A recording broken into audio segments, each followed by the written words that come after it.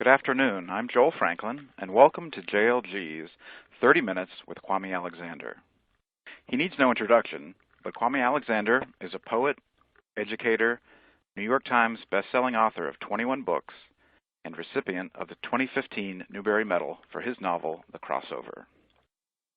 The founder of two organizations, Book in a Day and Leap for Ghana, he regularly travels the world as a literacy advocate and expert. Kwame has owned several publishing companies, written for stage and TV, recorded a CD, produced jazz and book festivals, hosted a radio show, and taught high school English. In 2015, Kwame served as Bank Street College of Education's first writer-in-residence. Visit him at kwamealexander.com. But before we find out more about what's new with Kwame, I have a few housekeeping items. Please turn off pop-up blockers in your browser, as these may cause problems when viewing the webinar. If you're experiencing technical problems, please use the Help button on the audience console, and the webinar tech team will get to you as soon as possible. If your screen becomes locked, try using F5 to refresh the console. If you're on a Mac, you can use Command R. Need credit? A certificate for continuing education credit is available in the certification folder. It will also be available in the archived presentation. If you have any questions or comments, you can send those in at any time via the red Q&A box. And please join the conversation on Twitter. You can tweet us at JRLibraryGuild and use the hashtag JLGWebinars. Now, Deb, I understand you first met Kwame at SLJ's Day of Dialogue in New York? I did, which is ironic because this week is also Day of Dialogue. But I remember he was standing at his publisher's booth, and Lisa had walked away, and there he was all by himself, and a woman walked up, and he tried to help her with the things at the booth. And I thought, wait, I know that name. And then I did my little look up, and I went, oh, wait, he's the author of He Said, She Said, which we had as a fall 2014 selection, and we had already chosen the crossover for that summer. But Kwame, I remember listening to you talk to people that day, and I came home and I said to my colleagues, holy cow, if he's that good with adults, he must be amazing with kids. Those librarians were listening to everything you had to say. They're like, more. And now that you've won the Newbery Medal, has that changed? Has your life changed or not? Well, first of all, thank you for the kind comments. That's very nice of you. Has it changed? It's sort of gone from, maybe driving 45 or 50 to like 70. So, it's changed in that it's gotten a little bit more like intense and exciting, and it's been a great year. And so, winning the Newbery Medal, I've heard you talk about, of course, we've all heard your acceptance speech, and you talk about it a little bit as you go on, but one of the things that I love that you told the Washington Post is that this book was now going to get into the hands of kids that may not have seen it before. And certainly, it's getting you in more places. Yeah, do you think it's getting you in more places? Before all this, I was maybe going to probably 2 or 3 schools a month, and that it picked up from prior to the crossover being published. Maybe it was once a month, which was cool. I had a lot of time to write, and then after the crossover, it sort of picked up. But after the Newbery, I sort of made this determination. My wife and I decided, if I had the opportunity, I would say yes to as many, requests as possible. And that ended up, be careful what you ask for, because it's, for the past year, it's been probably 3 or 4 school visits a week, which is exciting because you're getting to meet kids, all over the country. And I almost feel like a politician who's sort of campaigning and to be the president of the poetry fan club, and and sharing the gospel of poetry and how awesome it is. So, I've met just amazing students all over the world, and that's been one of the best things about this whole, Newbery medal-winning experience, to be able to be in more schools, for the book to be more accessible for more kids, and to hopefully inspire young people to continue reading and writing. And I think you have certainly ample opportunities. I did a little looking around, and I saw that in April, just April, everybody, Kwame he had 16 school visits, 2 library visits, 12 bookstore visits, and 8 conferences. That's 38 events in 1 month. So when I dumped them into a word cloud, that's what you see on your screen. That's Kwame. Kwame, that's your April. Deborah, thanks so much for quantifying that. That's what that is. Because yeah. I go crazy. I don't think about it. I just try to go day by day because, that's a lot when you say it like that. So, again, thanks for sharing that, Deborah. You're welcome, honey. But it's just like you said. You're kind of like you got a pulpit now, and speaking of that pulpit, you have things like, even though you can't be everywhere, you do have a tool that people who can't get to you can use, right? You have Page to Stage. Can you tell us about that? Yeah, Page to Stage is a writing and publishing workshop. It's student run, and I started it about 10 years ago, and it was a program where I taught young people how to write and publish books, and so I coached them through the whole process, and they took ownership of the writing and publishing process. And so after 76 schools and 9 years of doing this program, I partnered with Scholastic to make the program a little bit more accessible, a lot less expensive for teachers and students to be able to, have this opportunity to become authors, to take ownership of the publishing process. So it's called Kwame Alexander's Page to Stage Writing Workshop, and it really takes teachers and students through the entire process of writing, publishable work and publishing that work and presenting that work to the public. And I'm very excited about it. It's a manual, and it's a series of 20 videos as well. Awesome. And so it's kind of like, is it kind of like what you do when you're working with kids? Because I've seen, excerpts from your interviews and some of the things that you've posted on your website and on your Twitter feed and Instagram, where you're working with kids and you talk about how writing is active. Writing is not just thinking and putting words on a page. It's a lot of things. It's talking about it. It's acting it out. It's bouncing it off your neighbor. Yeah, it's from the page to the stage, literally. How do we make words come off the page?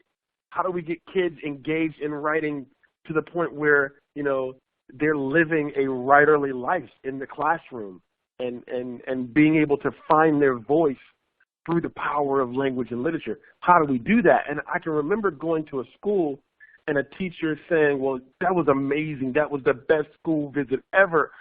I would never be able to do what you just did. And do you have any advice for me? And so I guess this Page to Stage Writing Workshop is my answer to that advice.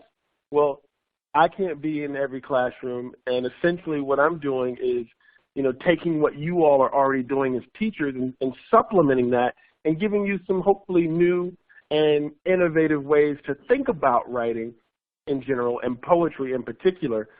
And so it's, I think my publisher, Lois Bridges, when we were working on the project, she called it Kwame in a Box. And so, yeah, this is poetry and publishing and presenting in a box, and it's fun and it's cool. I think. Cool. And speaking of writing books, I think some of our listeners may be surprised to know that you've written more than 3 books. And Joel even mentioned 21 books. So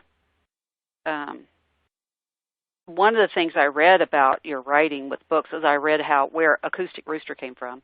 But I also read that it took 2 weeks to write it and 5 years to write the crossover. Why such a difference in project length? Well, Acoustic Rooster is a children's picture book, and so it is essentially one. It's essentially one poem, and each panel, each spread is a stanza in that poem, and so it really, it was a 2-week, intense process and exciting to write that book. Whereas, and I only had to tell a story, a beginning, a middle, and end in, maybe 12 or 13 stanzas of 4 lines each. So it was a quatrain. Now with the crossover and booked, it was a couple hundred poems. And so not only did I had to sort of make these poems, stand on their own, I had to tell a story with these poems. And so that required, a whole nother level of attention and skill and craft, much of which I didn't have or didn't possess in the manner that I thought I did. I could at the beginning of the process. So when I set out to write the crossover, I didn't know exactly what I was doing. I didn't know exactly how to write a novel in verse, and so I set out to write a book of poems that were linked. And so eventually I realized that this was a novel. This was a collection of this was a beginning, middle, and end. And the poetry, that came a little bit later in terms of trying to make sure the poem stood up on the page. And so it was a 5-year process for that. Wow. And your website says that you're writing a crossover, a prequel to crossover. Right word. Words are important. A prequel to crossover. How's that coming? Well, here's the thing. It's a good question. I mean, maybe it's a prequel, maybe it's a sequel. I don't know, Deborah. I've been trying to figure that out. I mean, it's supposed to be a prequel. That's what my editor is expecting. But lately I've been thinking maybe it's a sequel. And I've been talking to students about it, and I think I've come up with some ideas that may fly. So I think there's definitely going to be another crossover book because I knew I wasn't finished with the characters. But what format, what format that takes, I'm not sure yet. Right. So you're still working that out. So I imagine lots of kids ask you about crossover and is there a sequel. So now that we know the answer to that question, is there another question that they ask you most often? Yeah, what size shoe do I wear? How old I am? How much money I make? Can I dab? And of course, the number one question is, why did I end the crossover like I did? Kids want to discuss that. Yeah, I guess they do. The question people hear at Junior Library Guild, what they want to know is, how many pairs of Chucks do you have? Right. Well, so... Do you know? I don't know, maybe about 12 or 13. So people ask me about my boots. How many pair of boots do I have? And I'm not at liberty to say. Yeah. So I've heard about your boots, Deborah. Yep. I'm not allowed to say, or somebody might not let me have any more. So let's talk about your new books. So you have 2 out this year. You have a companion to the crossover called Booked, and then you have a picture book called Surf's Up. So let's start with Booked. I was going to ask you what the response has been, but School Library Journal says you made the goal with this one. And then it starred in Hornbook, it starred in Publishers Weekly, it starred in Kirkus. People are talking about it for Newbery. Of course, it's a Junior Library Guild selection.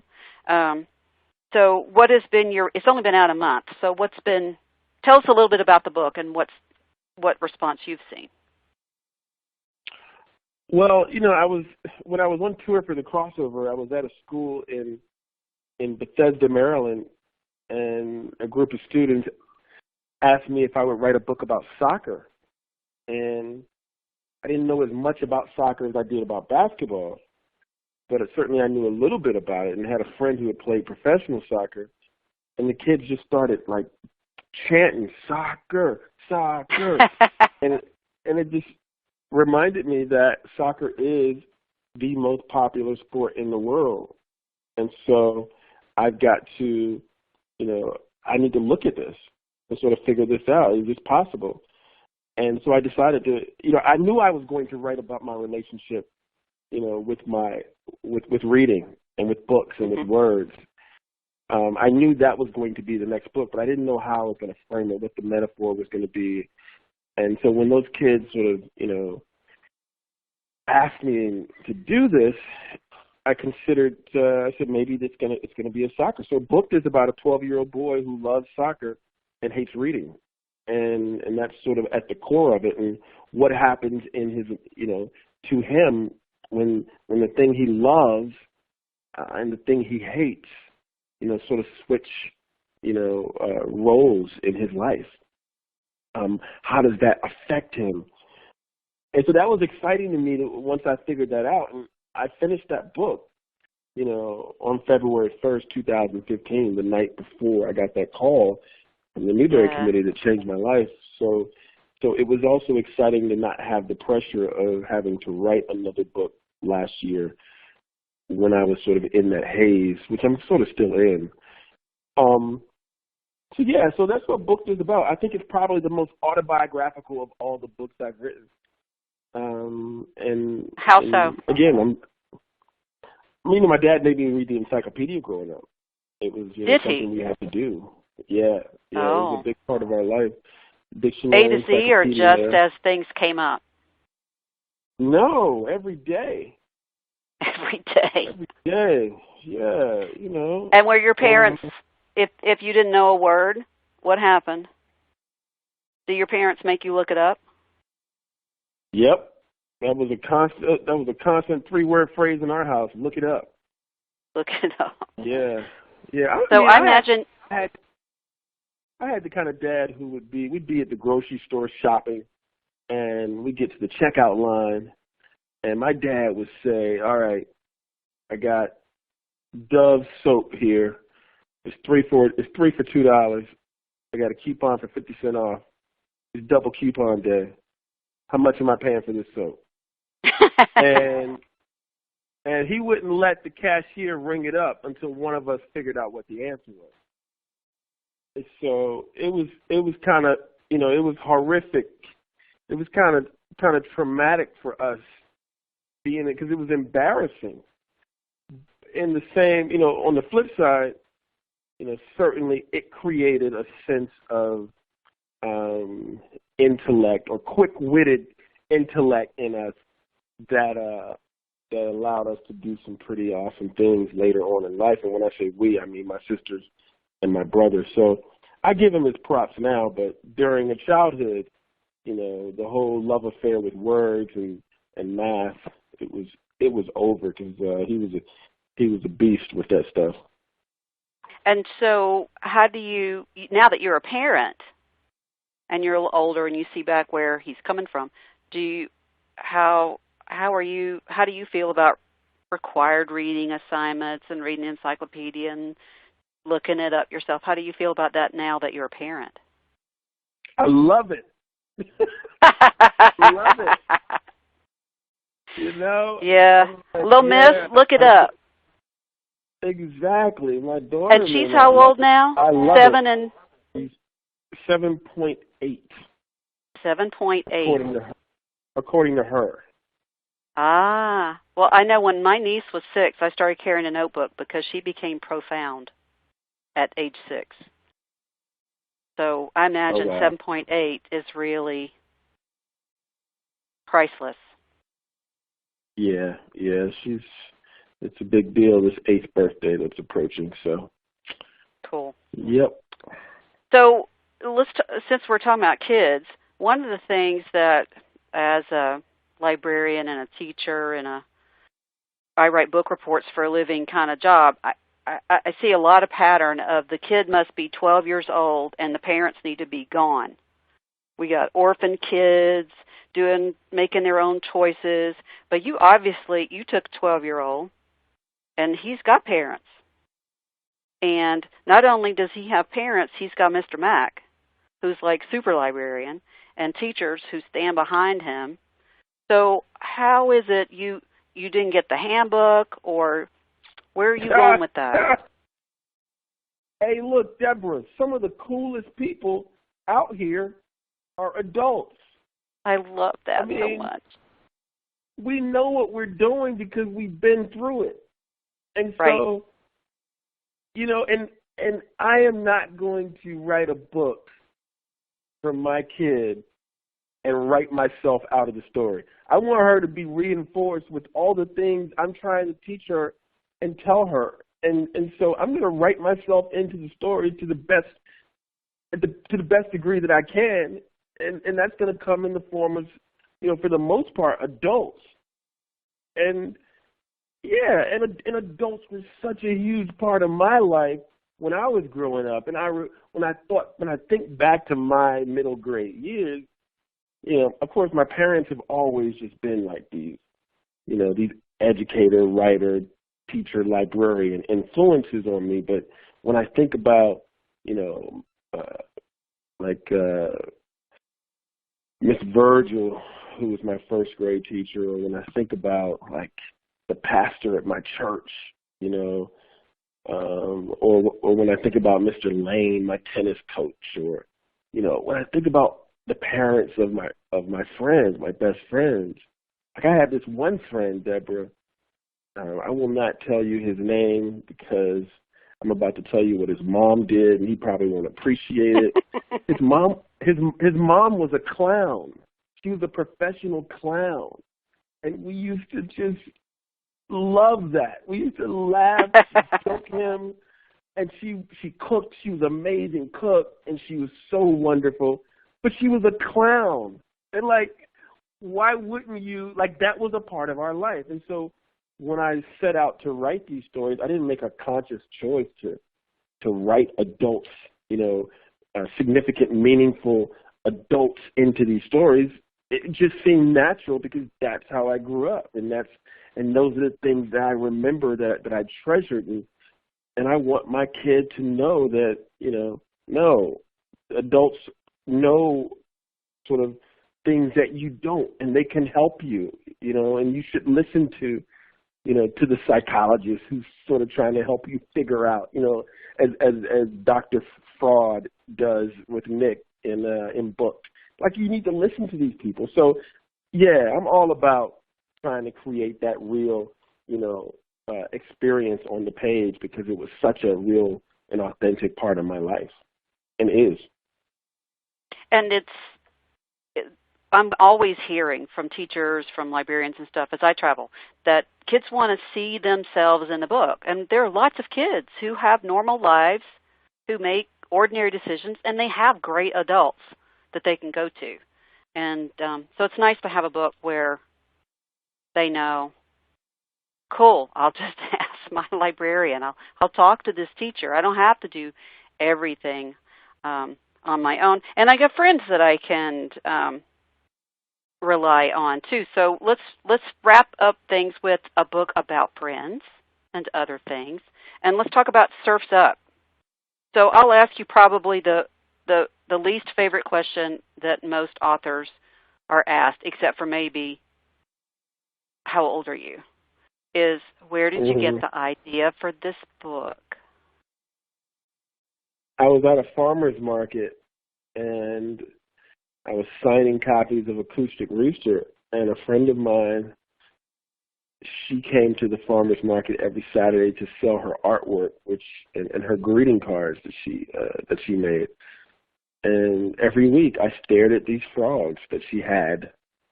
She was selling, and these frogs had huge eyes, and they were peeking from behind ledges, and it was just really interesting to me. And I remember thinking, man, these frogs got to have a story. I got to tell their stories someday.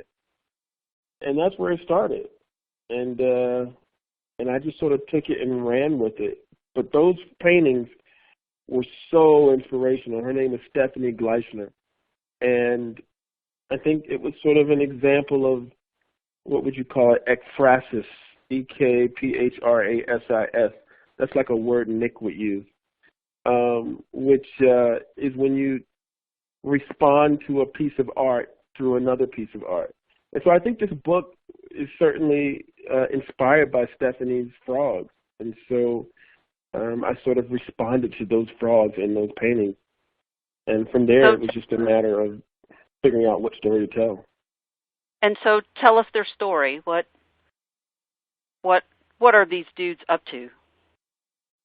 Well, Bro and Dude are headed to the beach to go surfing, but Bro is reading a book that he can't put down. The book is unputdownable. And so Dude gets upset with him because he's ready to go. And he's like, why would you want to read a book, when we can go to the beach and go surfing? And so, again, it's about how this thing that you don't want to do in life, can suddenly become this thing that you can't wait to do. And how does that happen?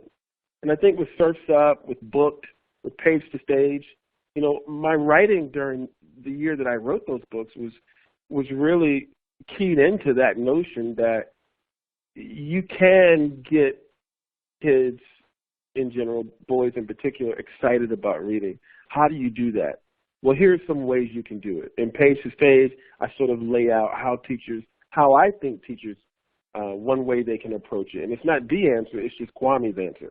In Surf's Up, I talk about this notion of falling into love, falling into a book. Like when you see the excitement, the engagement through, that one of your friends or your teacher has for a book, or your parent or your sibling, maybe that can help inspire you to fall into it. And you hear these little nuggets of information. And, of course, with Booked, Nick is so close to words and doesn't want to realize how cool they are and how influential they are in his life. And so what happens when he finds a book and that rips his heart out and stomps on it? And of course, he finds this book through a girl, and which of course is how I found my way back to writing. So yes, for the record, this is not an autobiography, but it is autobiographical. And so you actually have been working with literacy a long time. Former English teacher. You have worked in Ghana in your Leap for Ghana program. You launched your Book in a Day program in 2006. But I hear you have a new thing cooking on poetry. Oh yeah, I'm so excited. So we are doing a poetry camp with some of your favorite, most awesome poets. And I am hosting it. It's going to be summer of 2017. It's going to be on the beach. It's going to be 4 days. And teachers and librarians, are going to come together. I think it's July the 14th, maybe, like the 14th through the 17th. KwameAlexander.com will have the information.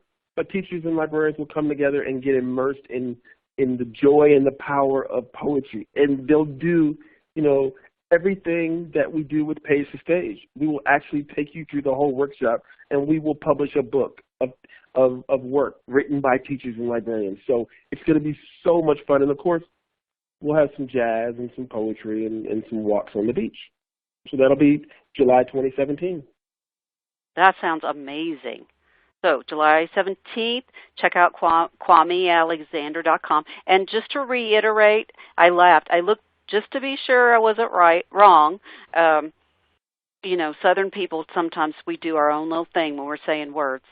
But I looked up teachingbooks.net, and I loved how you said, you say my name, Swami, Kwame. Yeah, there's a whole, you got to listen to that. Kwame is the Swami of poetry. Am I the Swami of poetry? You are, absolutely, absolutely. I'm just a guy who loves poetry, Deborah, and I really thank you for this time to be able to talk about it. Oh, well, thank you. I know you just got back off a trip and you're packing for another one. People can find out where you're going to be by looking at your website and follow you on Twitter and Facebook and Instagram and find out what's going on. And certainly, certainly read those books and get them into the hands of kids and share that poetry, that joy that Kwame has with your kids. And you can get them reading too.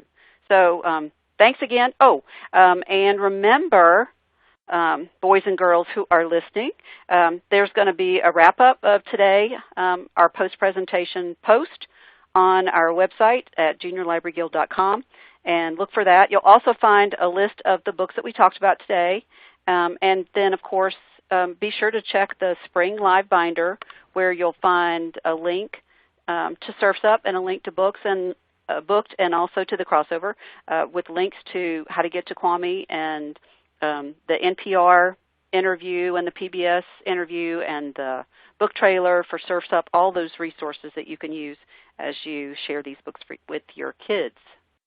So thanks again for being with us today.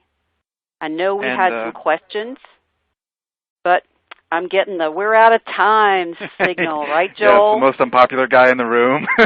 Exactly. I just wanted to point out they can also join us next month on June 14th, 3 o'clock Eastern. Leslie Brumell is going to join Deb in a chat about all new books from this spring's amazing JLG list. And we want to especially thank Kwame for making time. And again, I know he's in a crazy busy schedule. And thanks everyone for joining us. If anyone would like to know more about JLG and its services or new categories, you can contact your account rep or send an email to sales@juniorlibraryguild.com. Tomorrow, you'll receive an automatic email for today's webinar, and if you follow the link, you can watch the archived webinar and print your certificate of attendance after 10 minutes of viewing. So, until next time, thanks again for joining us, and happy reading.